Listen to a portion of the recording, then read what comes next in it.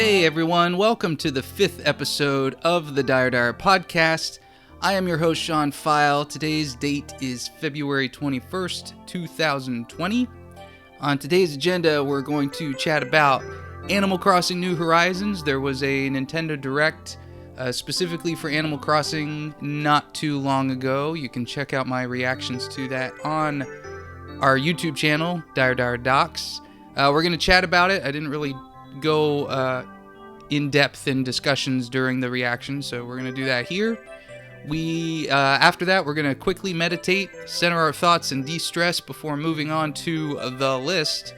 We're adding 5 games to the list in this podcast. We are adding Gauntlet, Space Harrier, Excitebike, Duck Hunt, and this podcast's featured game, Super Mario Bros. 2. For those of you watching on YouTube, you're watching me play Deus Ex Mankind Divided, or at least I hope you are. I decided to continue on playing that game, and I just wanted to make sure we got what was cut off in the last episode finished in this episode, so that's what we're doing. But I probably won't be playing it after this episode. For those of you listening on Apple, Google, or Spotify podcasts, you can head over to dirediredocs.com to find the video version of this podcast if you want to watch me play Deus Ex. Alright, so let's talk about Animal Crossing. This game comes out a little over a month from today, I believe. It comes out March 30th. And I was getting a little worried about this game. I think a lot of people were. Because Nintendo hadn't really shown off a whole lot about the game, at least not recently. They had some stuff at E3, and they had their treehouse, and then I think there was some other little things towards the end of the year last year. I didn't really pay attention. But here we were about a month away from release, and we really didn't know what was going on. I was concerned that the game might get delayed, or even worse, they were going to push it out and it was not going to be in a good state. And actually, if you watch my reaction for a while, I thought that they had actually cut a bunch of content and were going to release it in free patches later. I don't think that's the case. I think the way they presented it made it seem that way, but I think it's just stuff that you unlock as you progress through the game.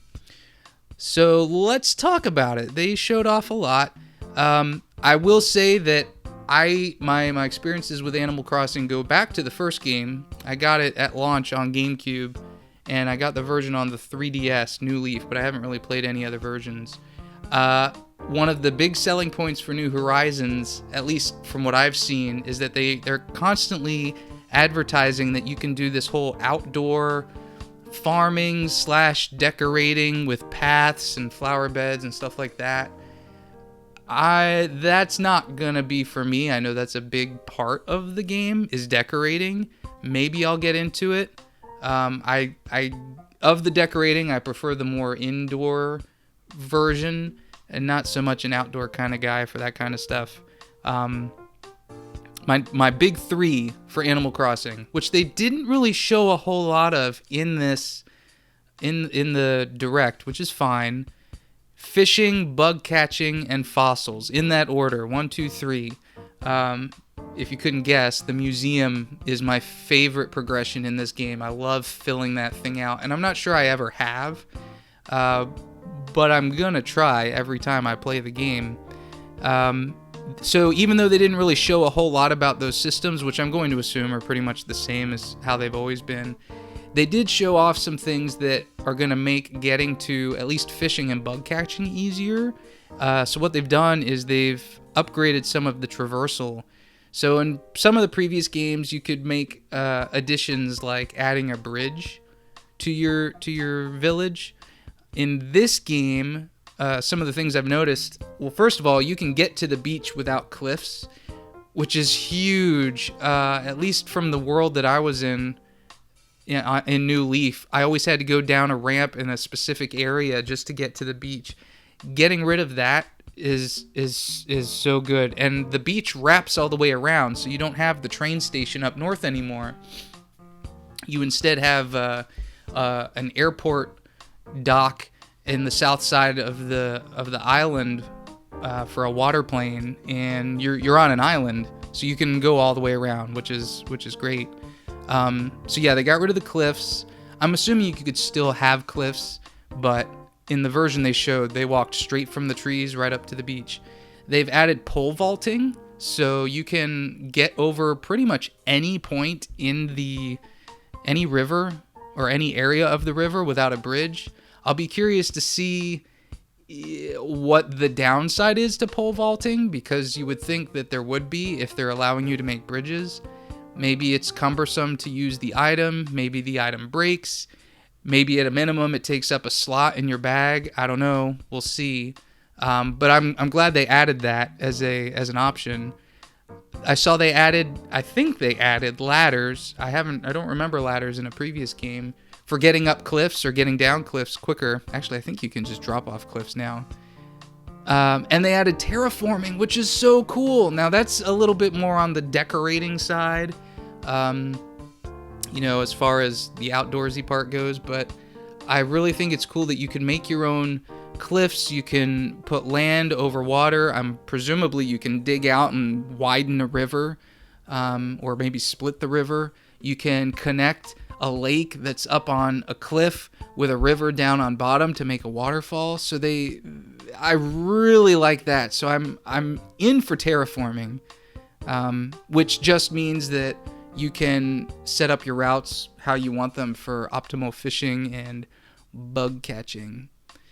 So if those were my 1, 2, 3, the museum progression, other than the art, other than the paintings, my number 4 progression in the game is getting bells and paying off your house. So for this game, you start off with a tent, and they showed off at least 3 house upgrades that I could count. So there's going to be at least 4 total living spaces in the game, 4 different sizes. I'm going to assume there will be at least 6, maybe even more. I guess we'll see. But to get the house, you've got to pay some bells, and bells are not easy to come by unless you're selling a bunch of fish or whatever. And the best part about what they showed off, well, not the best part, one of the best things they showed off in the trailer, in the direct, was there's a 24-hour store where you can buy and sell stuff, which is great. So you can always be selling things. Now, maybe New Leaf had that. I don't really remember if it did or not, but I do remember in the original Animal Crossing game, it was like, well, I'm not selling anything. I guess I better shut this down and go to bed, or screw with the clock on the console just to get through it. Progression number 5 that I enjoy, item number 5, is just general item collection. I can't recall if there's a list of furniture in the game that you could collect, but I was all about collecting those. And specifically I can't remember what they're called, and I didn't see them in the direct at all. I might have missed them. They weren't a focus item. The fungoids, or the whatever they call those things that click and hum and bounce around. I love those things, and I love collecting them. We'll see if those make a comeback. Anyway, so they advertised that there is storage in homes. And it's because they had a character walk into the house, and then you could just put stuff in storage right through the menu. And I'm not sure if that's storage for the home overall, or if it's storage for furniture, and it will just let you fill it up from anywhere in the house from wherever you're standing. In the video where they showed that, there was a cabinet or a desk or something that could have been storage, which is what it was using, but I'm curious to see if there's just storage. There's just a storage. You could walk into a empty house and store things in there, and you wouldn't even see them on the floor. If so, that would be great, just because there's so many different things in this game, and having storage is a luxury. It's also a necessity. If it is building storage, I'd be curious to see what the capacity will be. And then number 6, I wouldn't even really call it a number 6, but I just have it number 6 on here, of things that I like about the game is the actual furniture layout inside the home, not outside the home. They showed off more streamlined tools for decorating your home, which I am totally behind. I get there's people that want to do it manually or feel like it's their character that's moving stuff around, to give it a more like quote unquote in real life feel. But it's just a little cumbersome, and it is a game, and so being able to streamline that process, I'm all for it.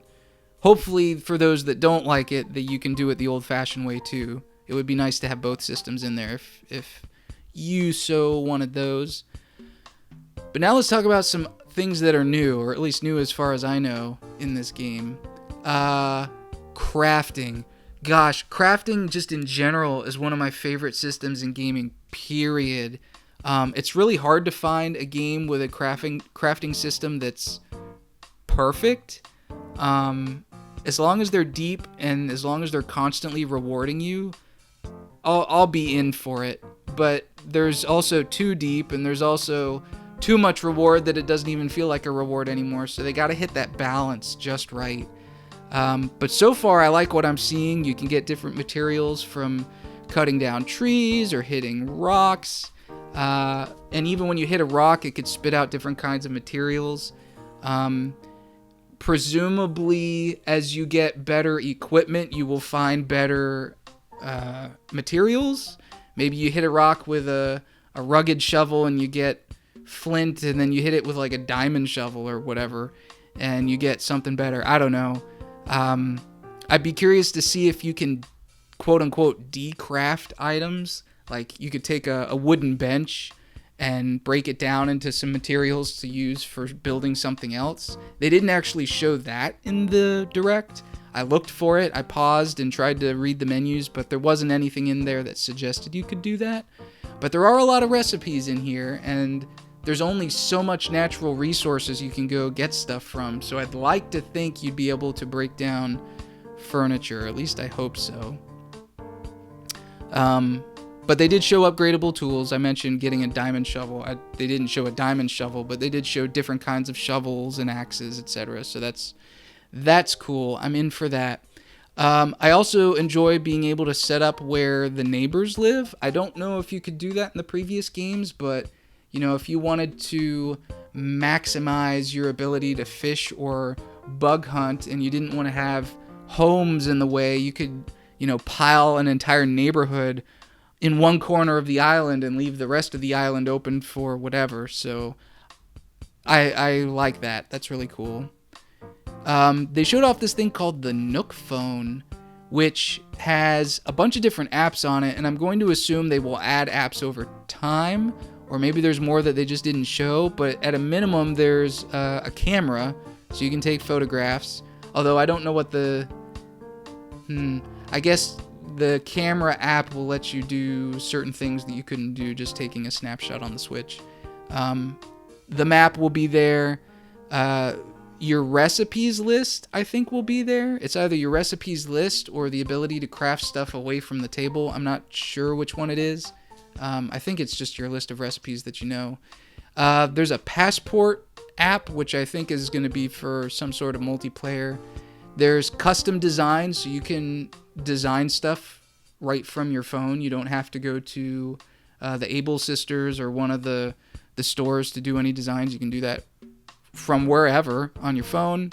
They have a rescue app where you can pay, I think it's Nook Miles, which I'll talk about in a minute, and somebody will come pick you up from wherever you're at and take you to your home.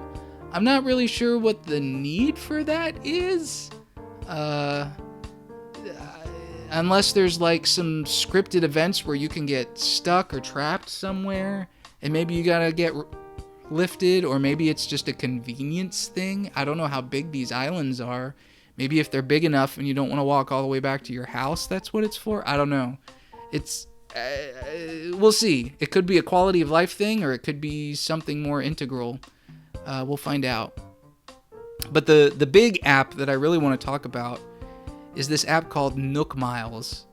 And at a glance, it's like in-game challenges / I wouldn't say achievements, not like Xbox or trophies for the PlayStation, but it's stuff that you can do in the game that will reward you with Nook Miles. I don't know if they're daily. I don't know if they're if there's a cap, like you complete all these achievements and then that's it, or if they refresh. But they reward you with Nook Miles, and from what they've said in the Direct, you can use the Nook Miles to pay off the island package. Now, I don't really know what that means, because later they talk about using bells to upgrade your house and the loan with bells and all that kind of stuff. So I don't know what they mean by Miles paying off the vacation package, unless maybe that is how they gate some of the things that they talked about later in the trailer, in the Direct, in the part 2, where they talk about, oh, there will be a museum eventually, and oh, there will be a town hall eventually, and oh, there'll be all these neighbors that come and request to live on the island. And at first I thought those were all things that for some reason were going to come in a later patch, but I think they were just saying, hey, you're not going to have these right from the beginning. And I think part of that is because they want you to pay off your island getaway, and maybe the only way to do that is not with bells, it's with Nook Miles. Which would make sense. You use your credit card for so much, you get miles on your credit card, and then you get a free hotel stay, or you get a free flight somewhere in real life. So maybe that's what they're going for with Nook Miles. And then that requires you to play the game, get through a bunch of challenges to unlock Nook Miles to pay off your vacation package, island package, or whatever they call it.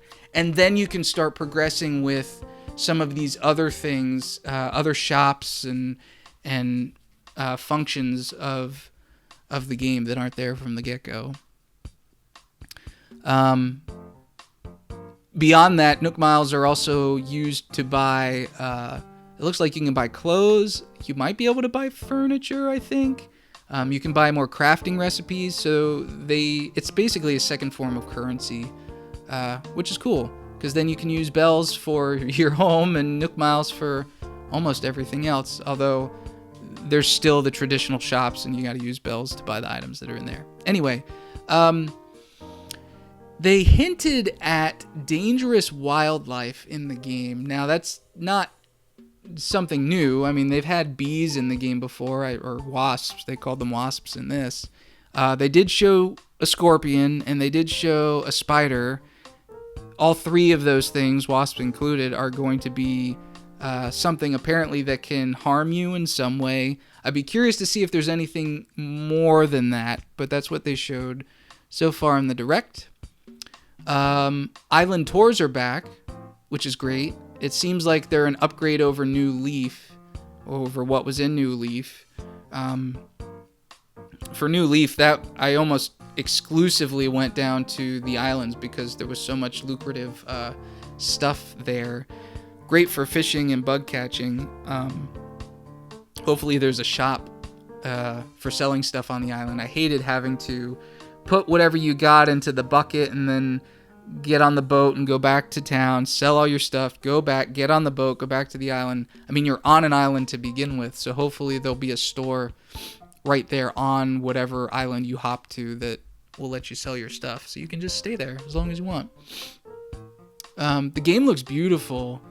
The lighting in this seems a lot better than previous games, and they showed a very brief shot of a storm and just the rain and the wind blowing in the trees. Man, it looked really good for an Animal Crossing game. Jeez, it looked fantastic. The music sounds good. There were a few different times during the Direct that I started tapping my feet and bobbing my head up and down. There was one track during the airport segment that I just remember off the top of my head caught my ear. But there were a couple others, so I'm curious to see what the music is going to be like in this game. I'm not really in for the multiplayer. I could care less. I like playing it solo. However, I do have a 5-year-old now. I didn't have a child the last time I played an Animal Crossing game. I got her a Switch Lite for Christmas. So now I'm debating whether or not I want to get 1 copy of the game or 2, because if she gets hooked on it, well, then I don't have Animal Crossing anymore. But if she doesn't, maybe I'll just wait and get it. I don't know what I'm going to do there. I don't want to be able to... I don't want to share my Switch with her because then I'll never get my Switch back. So I think this might be one of the times where I get 2 copies of the game. And then what'll be fun about that is we can play on our own Switches and we can visit each other's islands, as opposed to living on the same island. So we'll see. That could be fun. But yeah, that's all I wanted to talk about for Animal Crossing New Horizons. I'm glad that the Direct showed off as much as it did. I mean, it was pretty comprehensive, and there's a lot of things that they didn't answer, so they didn't just show everything, which is great too. So there'll be a lot of things to learn about and figure out in the game as we go along. So yeah, my confidence in this game has come up considerably, and it's going to be a day one purchase now. Before I was on the fence, I thought I was going to wait and see, but at this point, I think I'm in. And I've been waiting. I've been without a brand new game for months now. I think the last new game I purchased was Pokemon Sword and Shield at launch. So gosh, it's almost been 4 months, 5 months since I've bought a new game for myself. So Animal Crossing is going to be it. Although technically it's going to tie with Doom Eternal. I'm getting that, which also comes out the same day. I'm sure we'll talk about Doom in another podcast. But for now, Animal Crossing looks great. Looking forward to it. I hope you are too. All right, now we're going to take a quick break. I want everyone to take a deep breath. And I want you to relax and meditate with some music from Chrono Cross.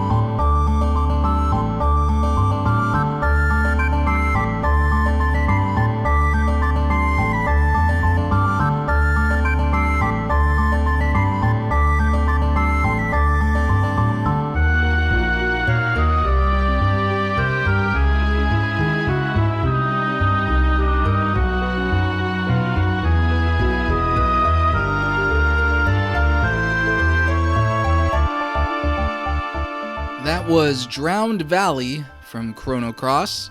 I hope you were able to clear your thoughts, because now we're moving on to the list. The list is a continually growing list of every game I have ever played, ranked. There are currently 14 games on the list prior to this podcast, but after today, there will be 19 games on the list. I'm going to talk about each game and then reveal its ranking. You can see the most up-to-date list on DireDireDocs.com. We are going to start with a little game called Gauntlet.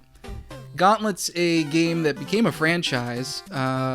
In fact, I'm pretty sure, I don't know if it's still alive today, but I know it at least got to the Nintendo 64.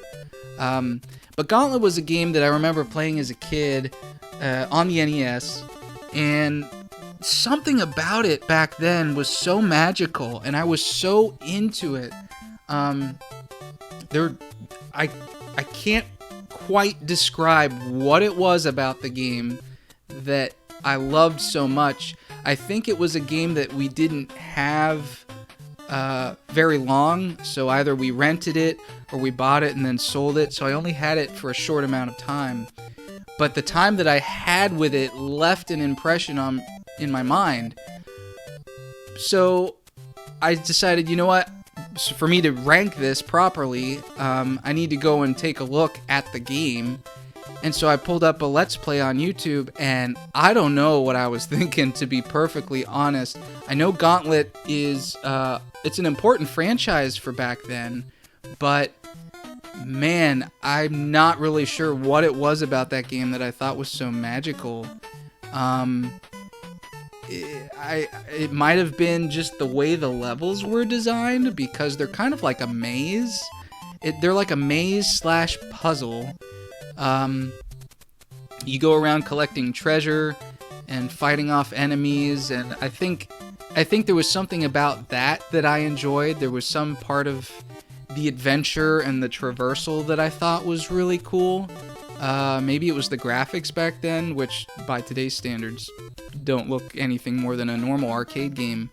I don't know what it was. I remember getting frustrated when the time runs out. I think you are constantly losing health or hearts, or there's some sort of countdown, and so it adds to the anxiety of trying to get through and figure out the level and get to the end before time runs out. Maybe that's what I enjoyed about it. I don't know. I couldn't say.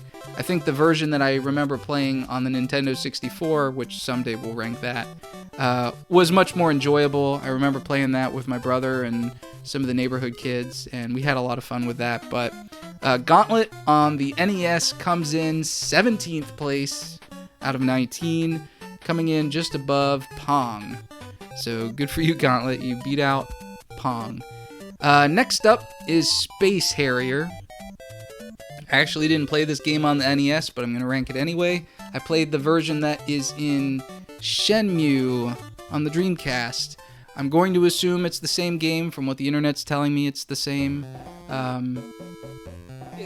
I loved playing it in Shenmue, but because I didn't play it until much later in life, it's a little bit harder for me to rank this properly against the times, right? I don't know. In Shenmue, it was a nice distraction. In fact, I think most of my time in Shenmue was spent in the arcade. How meta is that? But it got old quick for me. I like the dragon boss in it, but anyway. Space Harrier comes in 16th place out of 19, just above Gauntlet. Next up is Excitebike. Whew, there's a pattern here. Well, I guess 2's not a pattern. I didn't play Excitebike on the NES either. I instead played it in Animal Crossing on the GameCube. It was one of the games that you can pick up as an item and put in your house, and that's where I played it. So again, it's hard to rank this against the times because I played that many, many, many years later. I would have been in college by then. It felt like a predecessor to other physics-based motorcycle games like Trials, and it's not like that. It's a racing game, but when you do a jump, there's physics to that jump, and if you rotate, it like rotates quick or slow, and you gotta like land at just the right angle. I was not good at this game. I could not figure it out. In fact, it really frustrated me, that physics. I just couldn't get my head around it. Although every once in a while I would land perfectly on a downward slope, and that felt so good. But man, I sucked at that game. So yeah, Excitebike comes in 15th place out of 19, just above Space Harrier. And the last game before the featured game, Duck Hunt. Alright, now Duck Hunt's in a different league than those other three. Duck Hunt's fantastic. As a kid, it was the ultimate game for cheating without a Game Genie. You just take the light gun and you literally go right up to your TV screen and click and shoot the ducks. It had built-in built-in cheat codes, if you will, built-in easy mode. I don't know. It's a lot of fun. It had great feedback. Part of this is the light gun too. I guess that kind of gets wrapped up into the ranking. But like it had this like clack when you shot. And just back then, it was pretty magical how that worked. It was like, how does this... Because back then, it was like, I'm not dumb. There's like a whole bunch of different kinds of TVs and sizes. So I guess I was dumb as a kid, because I'm like, I don't understand how they could possibly have made this work. But they did. And it was great. My grandfather really loved that game. We've got home video of him playing it and him laughing every time the dog jumped up with the ducks in his hands. With that little jingle that plays. Yeah, it was so simple, but for its time, you know, getting a game like that into the home as opposed to in the arcade was a big deal. I also enjoyed the clay shooting part, the optional version of Duck Hunt that was in the game, though it was a lot harder. Ultimately, the Duck Hunt part was the better part. And I'm pretty sure I had the version that had Super Mario Brothers and Duck Hunt on the same cartridge. Something about that was pretty magical back then too. Anyway, Duck Hunt was a lot of fun. I'm actually putting it pretty high up there. I'm putting Duck Hunt in 6th place out of 19. It leaps all the other games, landing just above Balloon Fight. So congrats, Duck Hunt. I wasn't really expecting you to get up that high, but on review and reflection, that's where it got. Which means Super Mario Bros. 2 is getting into the top 5, at least in its induction. So let's move on. Featured game, Super Mario Bros. 2. Right from the get-go, this game throws the verticality at you. It's like, hey, we're doing this game a little bit differently than Super Mario Bros. I mean, it looked totally different. And, I mean, the world that it's in is totally different. Other than some of the characters and some of the music bits, you wouldn't have even known it was a Mario game. And that's because, as many people know, the game originally was a game called Doki Doki Panic, which came out in Japan, which was not Mario-themed at all. And instead, they rebranded that game as Super Mario Bros. 2 for Western audiences, because I guess they thought we wouldn't like Part 2 of the original Super Mario Bros., which for us became the Lost Levels in the US and presumably Europe, I guess. But anyway, the game throws verticality right at you, right out the gate. You fall out of the sky and you go down a mountain through all these different screens, and you go through a door, and then in that first world, you're constantly climbing up mountains, going down mountains.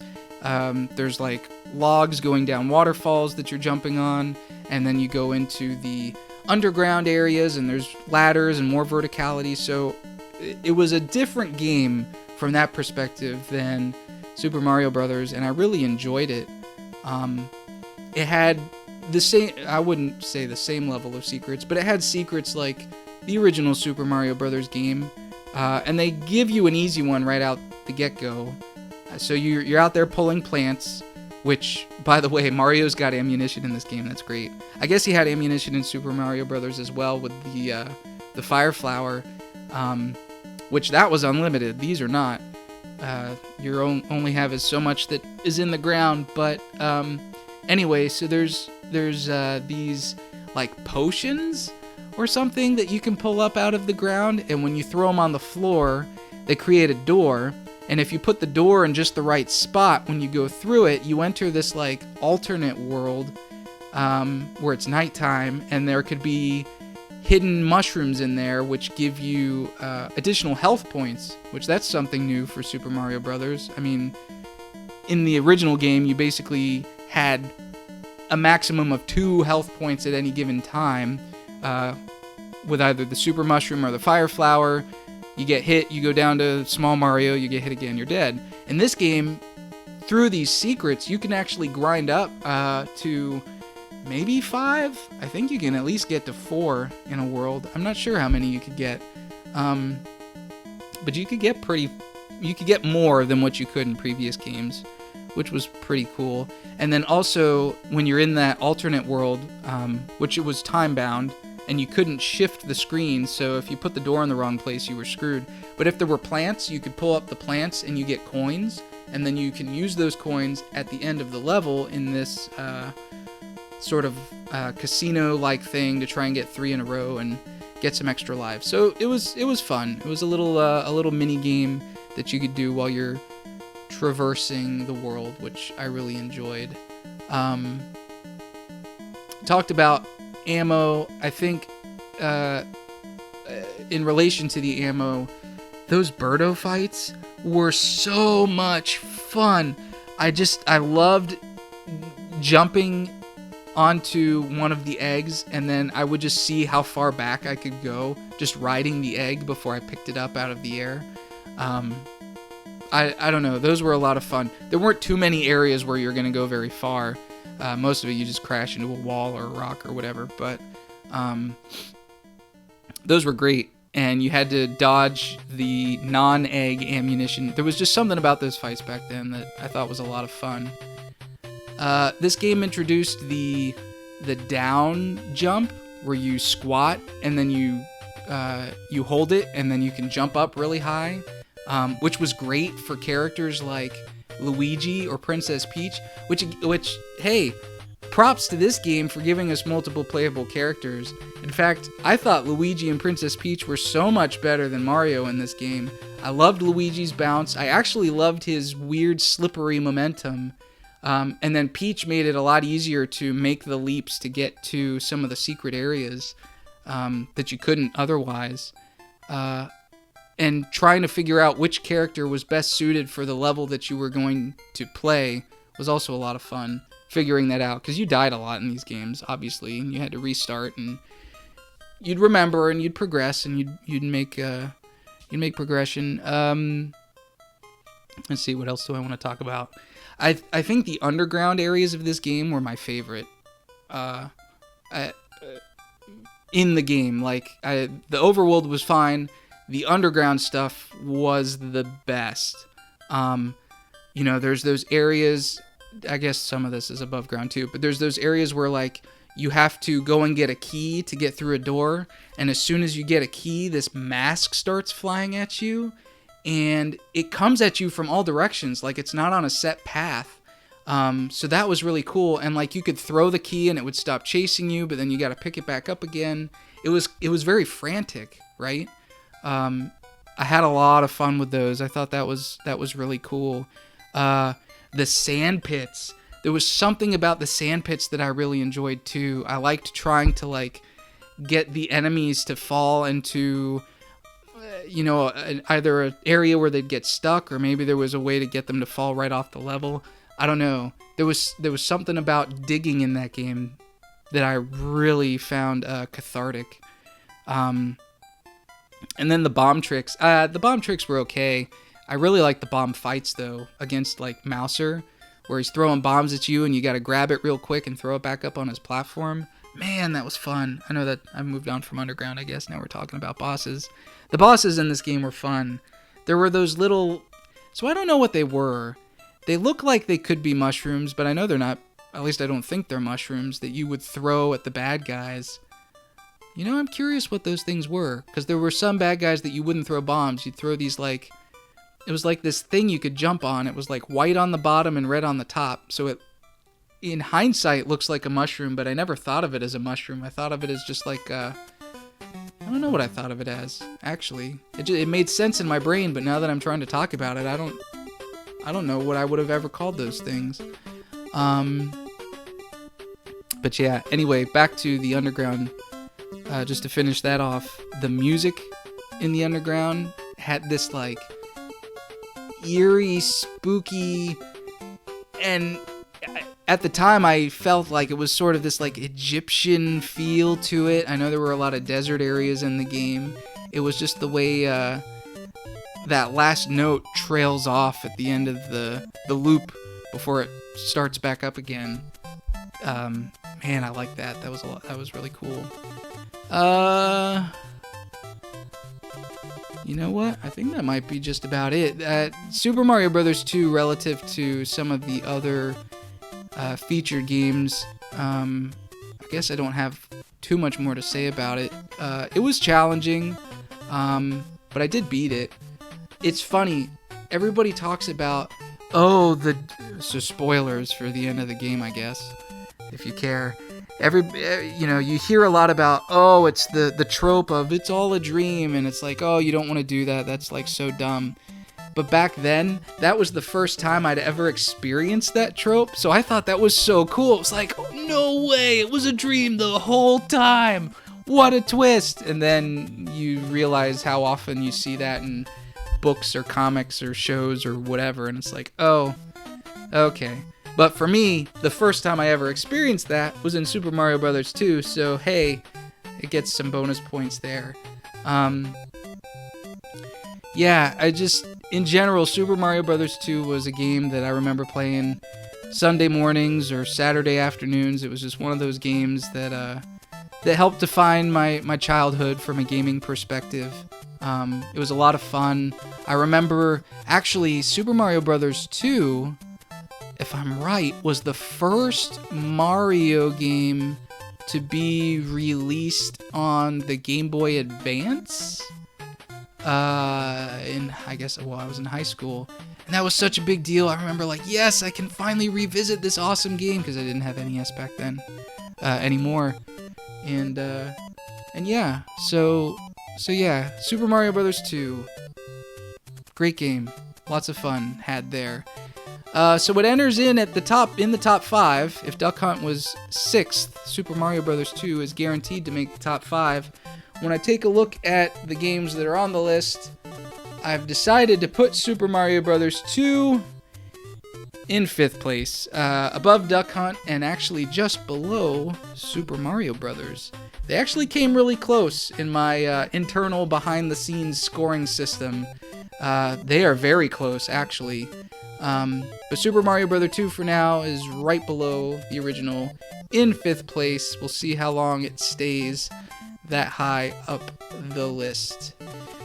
So that does it for this episode of the Dire podcast. I want to thank you for listening.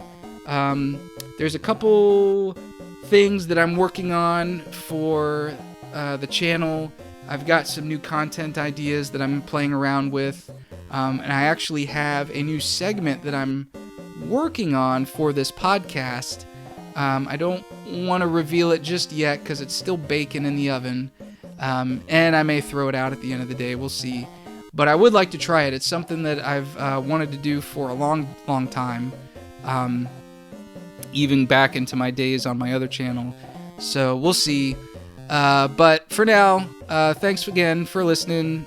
Please check out dirediredocs.com for podcast updates and updates on other content. This is Sean Pfeil. This has been the Dire podcast. Thank you very much.